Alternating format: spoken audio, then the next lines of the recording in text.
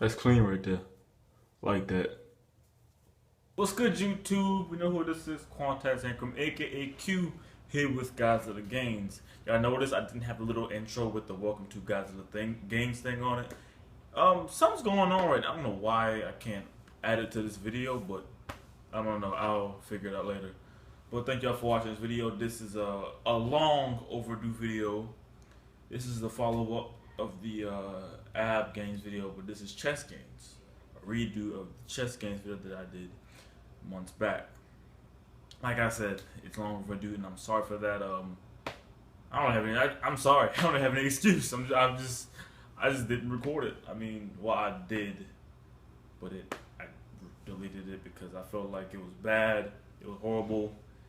I wasn't talking clear enough. It was all over the place. I mean, but here I am, finally getting it up to you guys, and hope you guys enjoy these tips on how to get a big old Godzilla chest. Not like mine, of course, but I'm gonna get there. All right, now let's start with these tips. First things first. In order to get a big chest, obviously you have to work the chest. Obviously, you might hear some people give you their opinions on certain exercises when it comes to building a chest. I'm gonna tell you this is from my opinion and from what I've learned and what I know. First thing first, when it comes to building chest, you want to incorporate the bench press into your workout.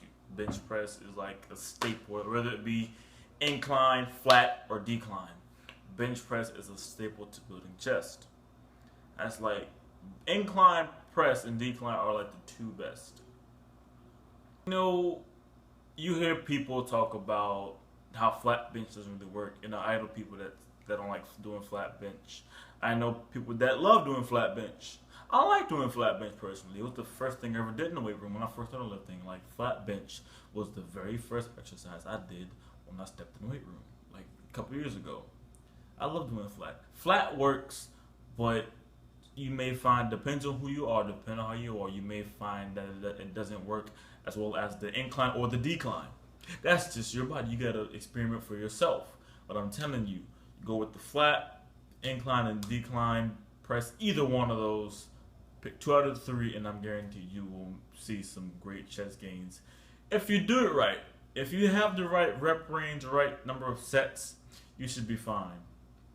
Speaking of rep range and sets, the best rep range set to go with is the 4 sets of 6 or 4 sets of 5 method.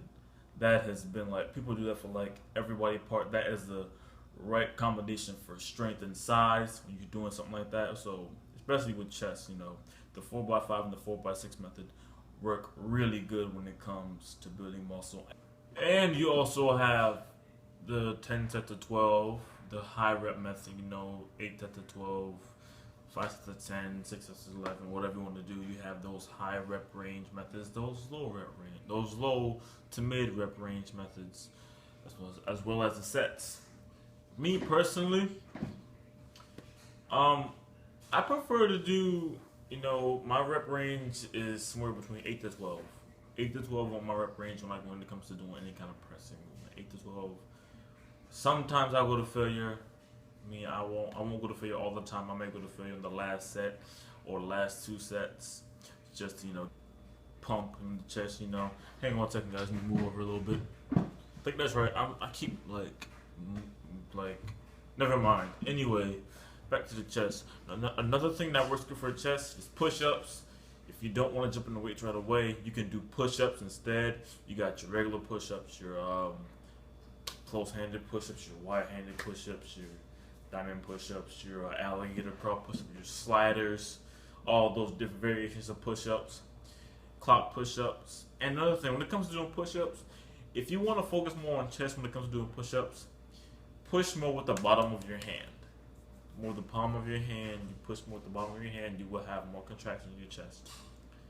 And have that mind-muscle connection, okay? You have to have that mind-muscle connection when it comes to working.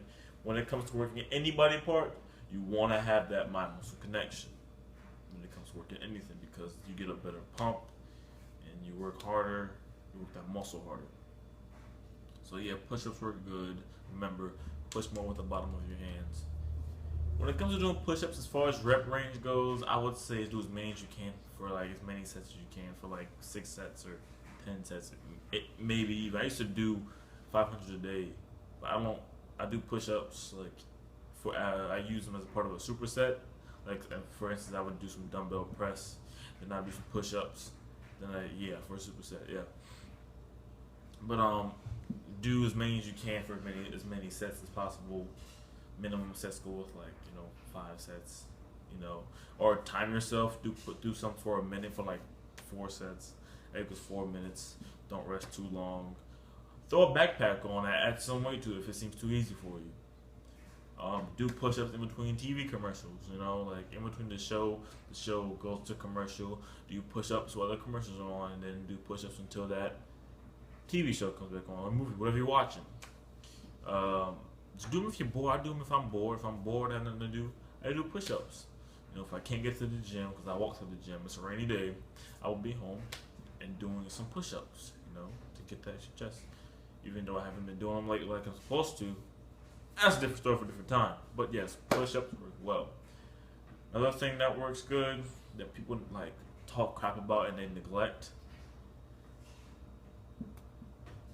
chest flies. I know people that like I see on YouTube and stuff like that, and they talk about chest flies and cable crossovers and stuff like they don't work.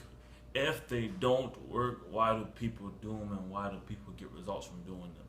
I'm not gonna get into a whole rant. Just saying, flies, my opinion, I love doing them. I get a good stretch, and I get the blood pumping.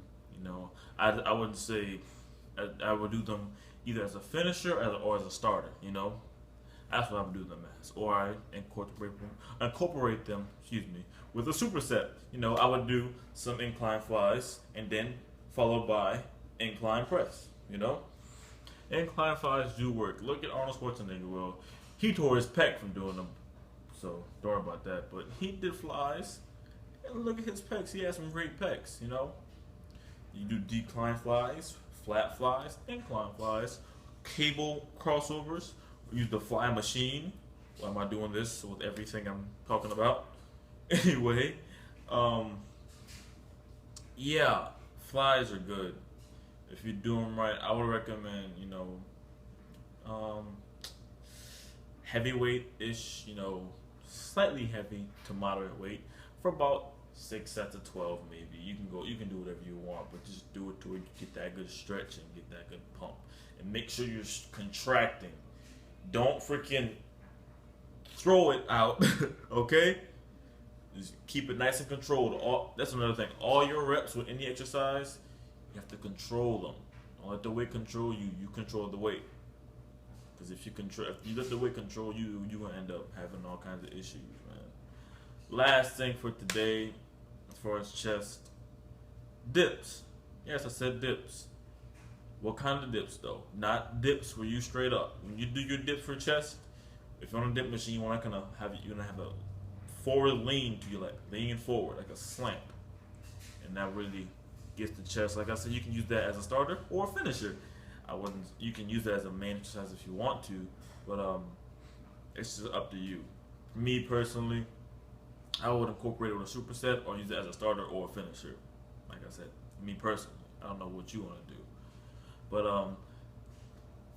same with dips. Why did I just do that? Back to dips. As far as rep range goes, when it comes to dips, you can go to failure. That's what I would do. I'll go to failure. If I'm doing it as a finisher, I would go to failure. As a starter, I would keep it 10 to 20 with weight added to me, since my body weight is not enough for me. I can do like 100 dips straight with body weight. So yeah. Adding weight to your dips is really good. If you feel like you do too much body weight, adding weight is good. You can go to failure that way too, or go to failure body weight, or do about 4 sets of 20. If you're doing body weight dips, you want to keep it high rep range. If you can do high rep range, keep it high. If you need some assistance, grab little elastic bands and get support from them. Support for yourself so you can do the dips. But yeah, dips rep range, keep it high. not low. I don't think you should do low reps with the dips. That doesn't even sound right. But yeah, guys, there you have it. Those are the tips. You get the presses, the flies, the push-ups, and the dips. And I hope you guys enjoyed this video. I really do. I know this video is long overdue. Like I said, I'm sorry. Don't really have an excuse. It just was late. But thank y'all for watching. More videos on the way. Remember to like, comment, subscribe, follow me on everything. And this has been Godzilla Games.